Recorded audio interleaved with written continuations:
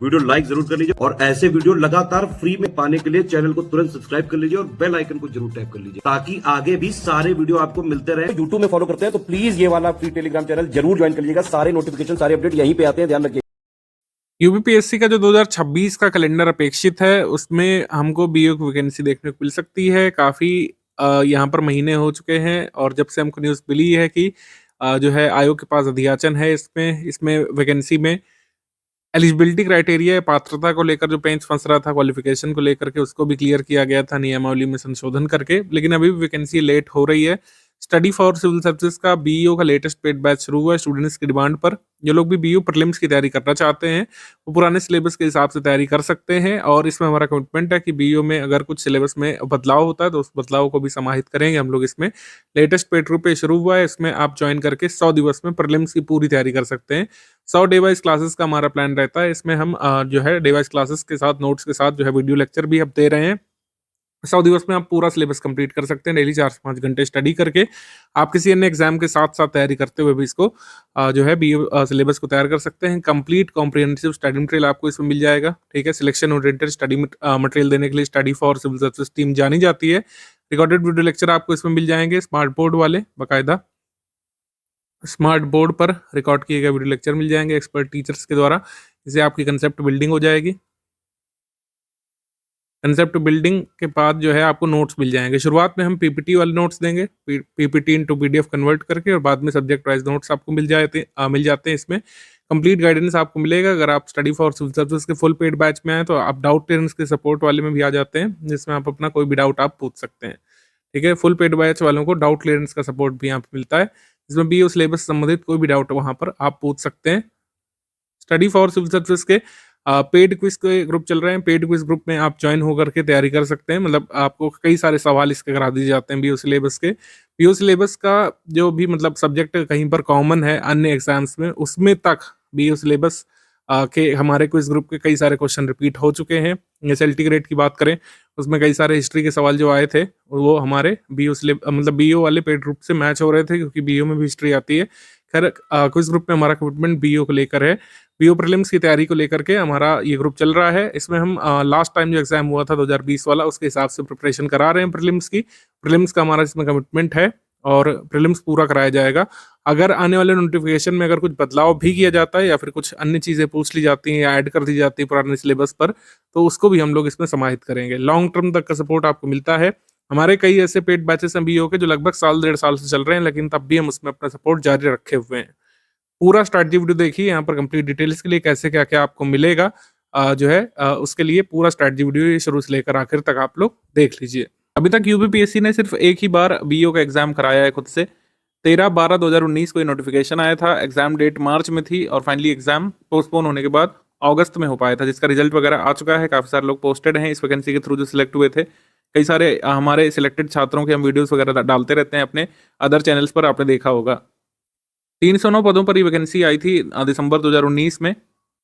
इसमें अनिवार्य रूप से अर्हता मांगी गई थी बीएड। स्नातक उपाधि यहाँ पर शिक्षा शास्त्र में मांगी गई थी और इसमें बाद में कई सारे लोगों ने क्वेरीज करी कि इसके समकक्ष क्या माना जाएगा, तो इसमें सिंपली कहा गया था कि एलटी डिप्लोमा और बीएड ही यहाँ पे माना जाएगा। शिक्षा शास्त्र में स्नातक के समकक्ष और कोई नहीं माना जाएगा। अलग से नोटिफिकेशन जारी किया गया था और उसमें बताया गया था। समकक्षता को लेकर विवाद है कि किसको शिक्षा शास्त्र के समकक्ष डिग्री माना जाए, उसी के संबंध में लेट हो रही हैं चीज़ें कि किसको माना जाएगा। एक बार ये निर्धारित हो जाए तो आपको नोटिफिकेशन देखने को मिल सकता है। परिशिष्ट 4 में सिलेबस दिया हुआ था। 300 पूर्णांक का 120 प्रश्नों वाला पेपर इसमें होता है और इसी से मेंस का कट ऑफ बनता है। तो कैलकुलेशन वही है, 15 गुना लोग ही मेंस लिखते हैं इसमें भी, जैसे यूपीएससी के हर एग्जाम में होता है। हम यहाँ पर मान के चलते हैं कि अगर मान लीजिए 200 पोस्ट आई फॉर एग्जाम्पल, तो कितने लोग मेंस लिखेंगे? 15 गुना लोग ही मेंस लिखेंगे। और मुख्य परीक्षा में इसमें समान अध्ययन का लिखित पेपर होता है 200 पूर्णांक का, और फिर इसमें समान हिंदी और निबंध के पेपर होते हैं। हिंदी परंपरागत आती है इसमें, यानी कि लिखित। इसका सिलेबस ही गिवन है तो 100 नंबर में हिंदी आती है और 100 नंबर का हिंदी निबंध आता है, जिसको आपको हिंदी में ही लिखना पड़ता है। देखिए यहाँ पे लिखा हुआ हिंदी निबंध, जैसे आरओ में होता है, आप इसको इंग्लिश में नहीं लिख सकते हैं। तो मेंस वगैरह की तैयारी भी हम लोग कराएंगे बीओ प्रीलिम्स के बाद। अभी काफ़ी टाइम है मेंस में। प्रीलिम्स की आप पूरी तैयारी यहाँ पे करना शुरू कर दीजिए। अगर आप बीएड हैं या फिर जो डिग्री मानी गई थी पिछली वैकेंसी में वो आप उसके लिए आहर हैं, तो आपको करने लगना चाहिए। बीएड वाले तो जरूर करिए, बीएड वाले फाइनली सिलेक्ट हुए थे। बीएड के समकक्ष जो भी डिग्रीज आएंगी वो ऑफिशियल नोटिस के बाद ही हमको पता चल पाएगा। लेकिन बीएड वाले जो भी लोग हैं तैयारी अपनी शुरू कर दीजिए बीईओ के लिए। इसमें सिलेबस देखें अगर सामान्य विज्ञान, भारत का इतिहास, भारतीय राष्ट्रीय आंदोलन, राजतंत्र, अर्थव्यवस्था, संस्कृति, भारत के संदर्भ में भारतीय कृषि, वाणिज्य, व्यापार, जनसंख्या, पारिस्थितिकी और नगरीकरण, भारतीय परिप्रेक्ष्य में वैश्विक भूगोल, भारत का भूगोल और प्राकृतिक संसाधन, अधुनातन राष्ट्रीय अंतर्राष्ट्रीय मामले, घटनाक्रम यानी करंट अफेयर, सामान्य बौद्धिक और तार्किक क्षमता और प्रारंभिक गणित, हाई स्कूल स्तर की अंकगणित, बीजगणित, रेखा गणित। ये 2 प्रैक्टिस वाले पॉइंट हैं, इसमें आपको भरपूर प्रैक्टिस करनी चाहिए थोड़ा बहुत कॉन्सेप्ट बिल्डिंग करके, क्योंकि 16 क्वेश्चन यहाँ पे आए थे इन दोनों पॉइंट से। ठीक है, 16 प्रश्न इसमें आए थे, 104 प्रश्न अन्य बिंदुओं में से थे। उत्तर प्रदेश की शिक्षा, संस्कृति, कृषि, व्यापार, वाणिज्य, उद्योग, रहन सहन, सामाजिक प्रथाओं के संबंध में विशिष्ट जानकारी यानी कि यूपी स्पेशल। तो इसमें यूपी जीके, यूपी करंट दोनों ही आती है। यूपी के अच्छे खासे सवाल इसमें पूछे गए थे। 104 प्रश्न यहाँ पर थे। 16 इन क्वेश्चंस को हटा दें, 78 क्वेश्चंस उस समय के हमारे स्टडी मटेरियल से आप कर सकते थे। हमने इसमें बैच चलाया था और 309 पोस्ट इसमें आई थी। कुछ पोस्ट रिक्त भी रह गई थी, खाली रह गई थी। 52 students directly study for civil services के मेंस पेड ग्रुप से हुए थे। तो 52 स्टूडेंट्स में से कई सारे हमारे स्टूडेंट्स का एक व्हाट्सएप ग्रुप बना हुआ है, तब से ही अभी तक वो चल भी रहा है। काफ़ी सारे लोग अपडेट्स वगैरह उसमें शेयर करते हैं, अपने विभागीय कामकाज की जानकारियां उसमें फोटो वगैरह पोस्ट करते हैं, सरकार की स्कीमों की जानकारी बढ़ाते हैं, अपने सोशल मीडिया के थ्रू अवेयरनेस करते हैं। तो काफ़ी एक अच्छा एक्सपीरियंस और मेमोरेबल एक्सपीरियंस रहा था। 52 students study for civil services के सिर्फ पेड इनिशिएटिव की बात कर रहा हूँ, तो लोग हमारे प्री और मेंस के पेड ग्रुप में आए थे और उसके अलावा फ्री के हमारे इनिशिएटिव से कई सारे लोग सिलेक्ट हुए थे। तो इस बार भी पूरा प्रयास रहेगा कि study for civil services team select कराए उन लोगों को जो बीएड करे हुए हैं और खंड शिक्षा अधिकारी के रूप में कार्य करना चाहते हैं उत्तर प्रदेश में। तो जिन लोगों ने फुल पेड ग्रुप ज्वाइन किया है उनको स्टडी मटेरियल वाले पेड बैच में जोड़ा जाता है। स्टडी मटेरियल पेड बैच में आपको जो डेली रिकॉर्डेड वीडियो क्लासेस आते हैं उनकी पीपीटी नोट्स मिल जाती है और रिकॉर्डेड वीडियो लेक्चर मिल जाते हैं। ऐसा हो सकता है कि हम आपको एग्जिस्टिंग पेड बैच में ऐड करें। एग्जिस्टिंग पेड बैच में कई सारी रिकॉर्डेड वीडियो क्लासेस ऑलरेडी आपको अपलोडेड देखने को मिल जाएगी, उसके पीपीटी नोट्स आपको देखने को मिल जाएंगे, उसमें आप स्टडी करना सब्जेक्ट वाइज शुरू कर सकते हैं।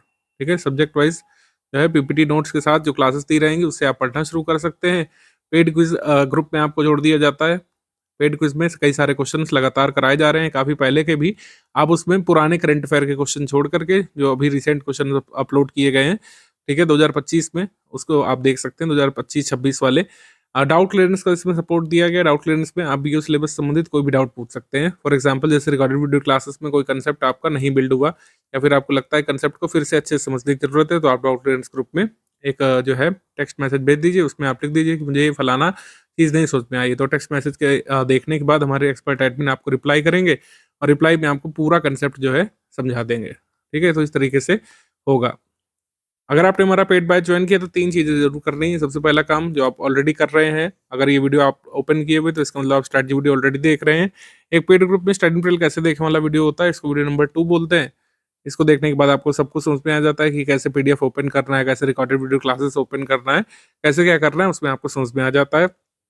अगर आपने स्टडी फॉर सिविल सर्विसेज का ग्रुप ज्वाइन किया है तो आप स्ट्रैटेजी वीडियो के हिसाब से आगे बढ़ते हुए जो है क्लासेस अपनी कंप्लीट करते हुए और टेस्ट सीरीज के पेड क्विज के क्वेश्चंस लगाते हुए आगे बढ़ेंगे। तो डेली जो है 5-6 घंटे यहाँ पे लिखा हुआ है, लेकिन आप 3 से 4 घंटे से अभी शुरुआत कर सकते हैं। डेली बेसिस पर रिकॉर्डेड वीडियो लेक्चर आते हैं इसमें। अगर आप एग्जिस्टिंग पेड बैच में तो पहले के अपलोडेड आपको देखने को मिल जाएंगे। डेली एक एक कंप्लीट करते हुए आप चलिए, पीपीटी नोट्स पढ़ते हुए चलिए, उनको रिवाइज करते हुए चलिए और पेड क्विज के सवाल लगाते हुए चलिए। टेस्ट सीरीज कैसे क्या क्या होगी उसका शेड्यूल यहाँ पे गिवन है नीचे, मैं अभी आपको दिखा दे रहा हूँ। 100 दिवस में लगभग ये कंप्लीट करा दी जाएगा। कुछ एडिशनल क्लासेस भी इसमें हो सकती हैं, अगर हमें ज़रूरी लगता है तो हम इसको प्रोवाइड करते हैं। करंट अफेयर वाली जो चीज़ है वो मंथ वाइज हम लोग देते हैं। मंथ वाइज करंट अफेयर का वीडियो आता है, करंट अफेयर मंथली वीडियो देखिएगा। यूपी करंट अफेयर का भी मंथली देते हैं हम लोग और नेशनल इंटरनेशनल करंट अफेयर का मंथली वीडियो देते हैं। उसको देखते हुए आप करंट अफेयर अपना कंप्लीट कर सकते हैं। करंट अफेयर्स अभी हमने जुलाई से प्रोवाइड कर दिया। जुलाई 2025 से आपको हमने लेटेस्ट मंथ का प्रोवाइड कर दिया है। जो भी लेटेस्ट मंथ का होगा आपको मिल चुका होगा। ठीक है, जिस भी लेटेस्ट मंथ में आप वीडियो देख रहे हैं उस मंथ में आपको ये वीडियो मिल चुका होगा। यूपी करंट अफेयर भी जुलाई 2025 से लेकर लेटेस्ट मंथ तक का हमने आपको दे दिया होगा। ठीक है, जिस भी लेटेस्ट मंथ में आप वीडियो देख रहे हैं उस मंथ का लेटेस्ट आपको current affair UP current affair का मिल चुका होगा। इसमें कब से कब तक का पढ़ना होगा ये अभी आपको क्लियरिटी नहीं मिलेगी, क्योंकि अभी एग्जाम डेट क्लियर नहीं है। जैसे ही कोई अपडेट आती है या वैकेंसी के बारे में कोई भी नोटिफिकेशन आता है या फिर आगे कैलेंडर में कुछ इसका जिक्र देखने को मिलता है तो हम निश्चित तौर पर आपको इसमें बताएंगे और हमारे एग्जिस्टिंग पेड बैचेस में भी इसकी जानकारी दे दी जाएगी। और इस तरीके से आपको आगे बढ़ना है कुल मिलाकर के। मतलब कुल मिलाकर आपको करना क्या है, रिकॉर्डेड वीडियो लेक्चर पहला सोपान है, रिकॉर्डेड वीडियोस पहला सोपान है।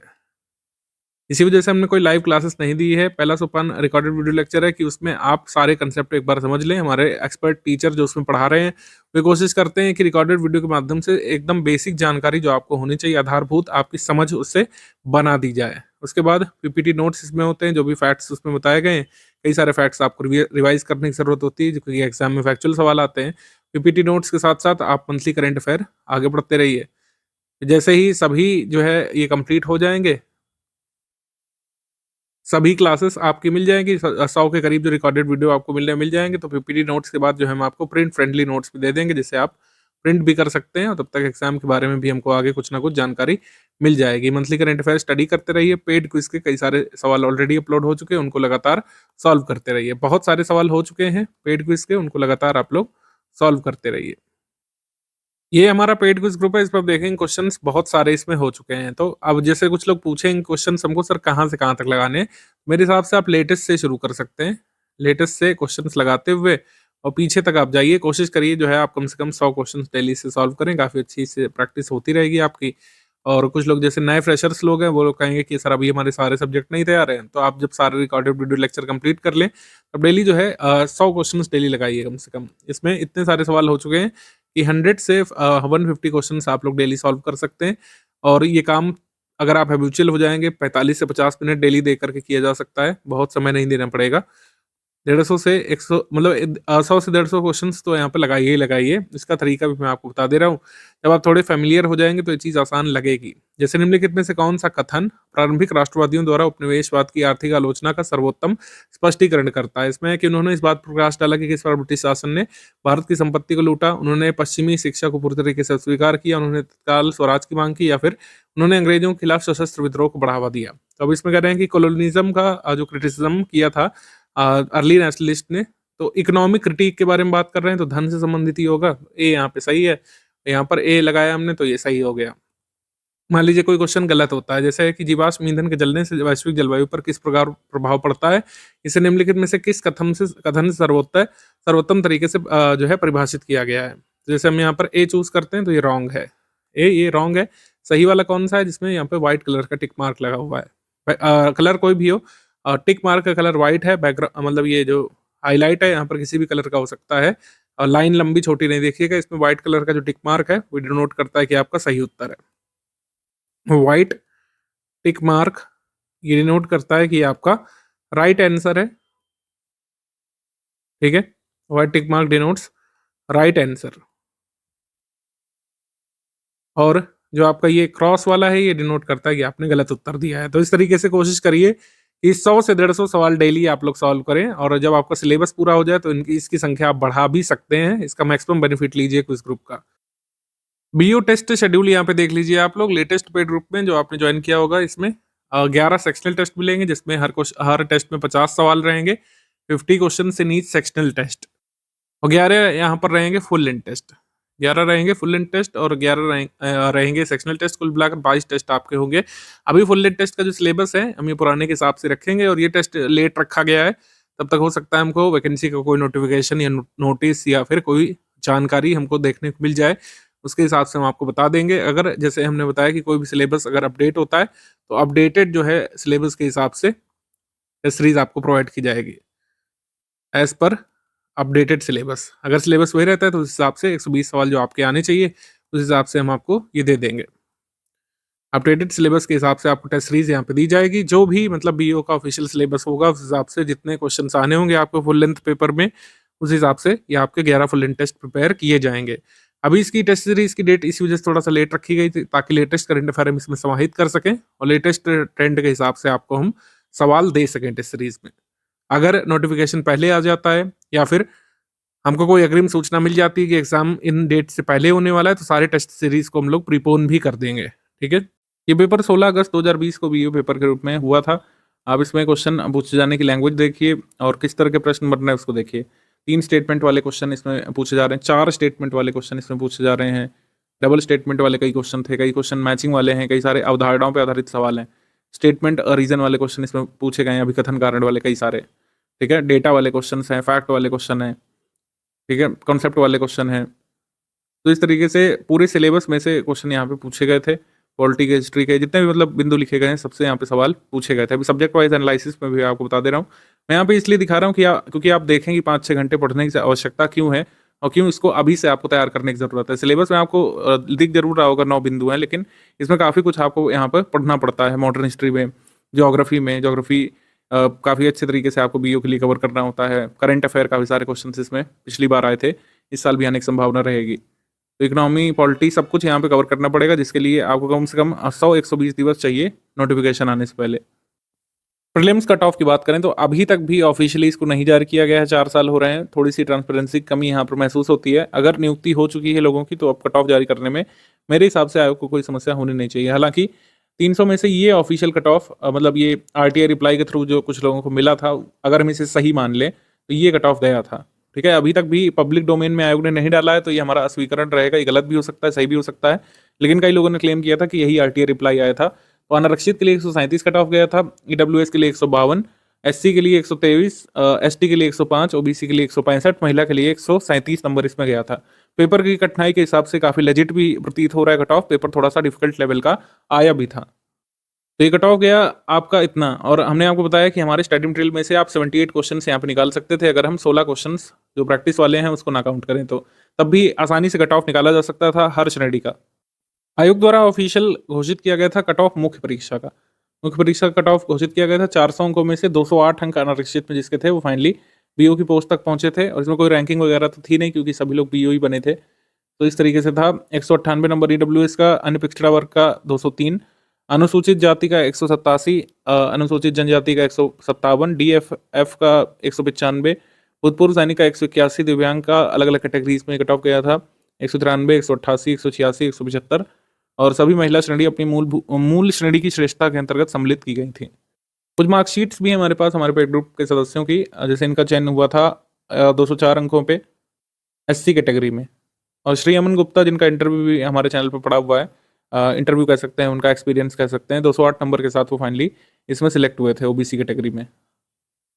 सब्जेक्ट वाइज अगर बात कर लें तो किस सब्जेक्ट का कितना वेटेज था, करंट अफेयर का सबसे ज़्यादा वेटेज इसमें देखा गया था, 22 क्वेश्चन आए थे, साइंस के 12 क्वेश्चन इसमें आए थे, ज्योग्राफी के 15 सवाल इसमें आए थे, पॉलिटी के 9 प्रश्न आए थे, रीजनिंग एप्टीट्यूड के 16 प्रश्न आए थे, 8-8, और एनवायरमेंट से 3 प्रश्न इसमें आए थे, इकोनॉमी से 6 प्रश्न, ज़्यादातर करंट अफेयर इकोनॉमी पूछी गई थी इसमें, बजट वगैरह, और एक क्वेश्चन फाइनेंस कमीशन के बारे में था। 7 सवाल यहाँ पर हिस्ट्री से, 9 सवाल इंडियन नेशनल मूवमेंट से, उत्तर प्रदेश विशेष से यहाँ पर 12 सवाल आए थे, यूपी जीके का भी पूछा गया था, यूपी करंट अफेयर भी, सरकारी योजनाएं गवर्नमेंट स्कीम से 2 सवाल इसमें आए थे, एक लिख गया, 2 थे एक्चुअली इसमें, और एग्रीकल्चर से यहाँ पर 1-2 प्रश्न आए थे, मिसलेनियस से 7 प्रश्न इसमें आए थे कुल मिलाकर के।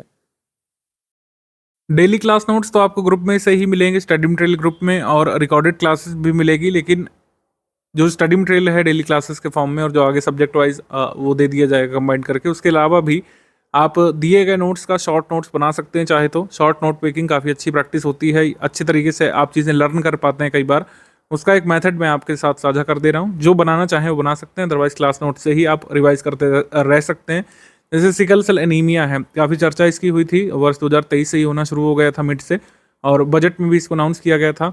बजट 2023-24 में सिकल सेल एनीमिया उन्मूलन कार्यक्रम सरकार ने अनाउंस किया था। तो इसका क्या सिग्निफिकेंस है, सिकल सेल एनीमिया का अवधारणा क्या है, सिकल सेल एनीमिया हमारी बॉडी में क्या प्रभाव डालती है, उन्मूलन कार्यक्रम का टारगेट क्या है, इसका लक्ष्य क्या है, और कितने राज्यों को इसमें आच्छादित किया जाएगा, सब इसमें आप लिख सकते हैं। वैसे तो ये जो भी है, जो भी स्कीम है या फिर जो भी कॉन्सेप्ट है, उसको नोट्स फॉर्म में कवर किया गया होगा डेली नोट्स में, और सब्जेक्ट वाइज में भी किया जाएगा, लेकिन आप अच्छे तरीके से रिवाइज करने के लिए इस तरीके की नोट मेकिंग चाहें तो कर सकते हैं। ये एक प्रोटोटाइप मैं आपको दिखा रहा हूँ। जैसे कोई भी नोट मेकिंग आपको करनी है, इस तरीके का डायग्राम फॉर्म काफ़ी उचित रहता है लंबे समय तक इसको याद करने के लिए। जैसे सिकल सेल एनीमिया, तो ये क्या होता है, सबसे पहले ये आरबीसी डिसऑर्डर है, रेड ब्लड कॉर्पसल्स, यानी हमारी लाल रक्त कोशिकाओं को प्रभावित करता है। आरबीसी डिसऑर्डर है, आरबीसी के आकार को बेसिकली प्रभावित करता है। आरबीसी का आकार जहाँ बाइकॉन्केव शेप का होता है, इस डिसऑर्डर के होने पर हो जाता है सिकल, यानी दरांती के शेप का, हाशिया के शेप का हो जाता है। तो इससे क्या होता है, इससे बॉडी में प्रभाव ये होता है कि आरबीसी जो कि आरबीसी का जो काम है, मूलभूत वर्क जो है ऑक्सीजन को ट्रांसपोर्ट करना, ऑक्सीजन ट्रांसपोर्ट अच्छे से नहीं कर पाता है, क्योंकि सिकल शेप के जो ये आरबीसी बन जाते हैं, ये हमारे कैपिलरीज में फंसने लगते हैं और इसके भी कई सारे साइड इफेक्ट देखने को मिलते हैं, जैसे oxygen shortage in human body, just syndrome, swelling in hands and feet. Tribal area और पॉपुलेशन को ज़्यादा प्रभावित करता है सिकल सेल अनीमिया। तो जो 17 राज्य जो फोकस स्टेट हैं सिकल सेल अनीमिया उन्मूलन कार्यक्रम के 17 फोकस स्टेट्स, इनमें ज़्यादातर स्टेट्स ऐसे हैं जहाँ पर ट्राइबल पॉपुलेशन ज़्यादा है। सिकल सेल अनीमिया का टेस्ट कैसे करते हैं? सिकल सेल अनीमिया का टेस्ट कर सकते हैं हम लोग high performance liquid chromatography test से, HPLC टेस्ट से, फुल ब्लड काउंट टेस्ट से, HB इलेक्ट्रोफोरेसिस से और आइसो इलेक्ट्रिक फोकसिंग से। वर्ष 2047 के पहले SCD के उन्मूलन के लिए कार्यक्रम है और इसको अनाउंस किया गया था बजट 2023-24 में। ऑफिशियली कब PM मोदी जी ने इसको लागू किया? शहडोल मध्य प्रदेश में कार्यक्रम के दौरान इसको अनाउंस किया गया था 1 जुलाई 2023 को। इसमें लक्ष्य क्या है? 0 से 40 वर्ष की आयु के 7 करोड़ लोगों की स्क्रीनिंग करनी 2 फेज में। पहले साल 0 से 18 वर्ष के लोगों की स्क्रीनिंग होगी और सेकंड और थर्ड साल में 0 से 40 वर्ष तक के 7 करोड़ लोगों की स्क्रीनिंग करने का लक्ष्य रखा गया, यानी टेस्ट करने का कि क्या उन्हें वाकई सिकल सेल डिसीज़ है। सिकल सेल डिसीज़ के लिए फोकस स्टेट्स जो हैं उनके नाम में लिखे हुए हैं। क्या इसमें उत्तर प्रदेश शामिल है? तो इसमें उत्तर प्रदेश भी शामिल है, ठीक है, यूपी भी इसमें शामिल है। तो इस तरीके से क्लास नोट्स की नोट मेकिंग भी आप कर सकते हैं। बाकी कोई डाउट है आपका, क्लास नोट्स में कोई डाउट है, रिकॉर्डेड लेक्चर में कोई डाउट है, तो आप डाउट क्लियरेंस वाले ग्रुप में पूछ सकते हैं। उसमें एडमिन एक्टिव रहते हैं, विदिन 6 आवर्स आपके डाउट का रिप्लाई यहाँ पे किया जाता है। अगर आप ओनली स्टडी मटेरियल वाले ग्रुप में हैं तो जिसमें डेली क्लास नोट्स मिलेंगे, डिस्कशन ग्रुप का सपोर्ट नहीं मिलेगा, आप अपना डाउट इस नंबर पर भेज सकते हैं। विदिन 24 आवर आपकी समस्या का समाधान करने का प्रयास किया जाएगा। जो लोग फुल पेड ग्रुप में हैं उनके डाउट क्लियरेंस में हमारा कमिटमेंट होता है कि विदिन 6 आवर्स यानी 6 घंटे के भीतर आपके डाउट का रिप्लाई किया जाए। ये मैक्सिमम ड्यूरेशन है, इससे पहले ही आपके डाउट्स का समाधान यहाँ पर कर दिया जाता है। तो 15 मई के अराउंड आपकी डेली क्लासेस मिलना शुरू हो जाएंगी। तब तक डेली नोट्स का अध्ययन आप शुरू कर सकते हैं, हिंदी का अध्ययन आप शुरू कर सकते हैं, पेड क्विज लगाना चाहें तो शुरू कर सकते हैं। इस तरीके से हमारा पेड ग्रुप यहाँ से शुरू हो जाता है। बाकी कोई आपका डाउट है आप डाउट क्लियरेंस वाले ग्रुप में रख सकते हैं।